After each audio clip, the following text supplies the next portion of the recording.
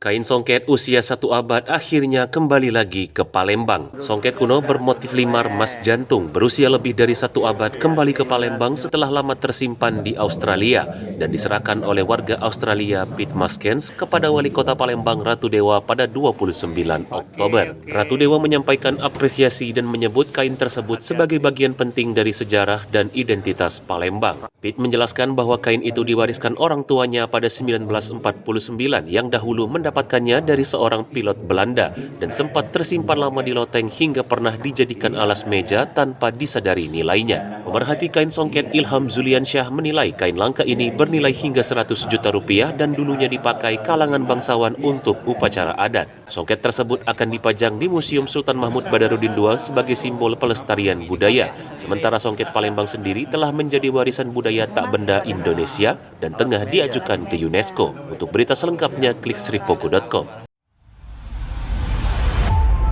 Saksikan Saksi Kata hanya di YouTube Sri Poku TV.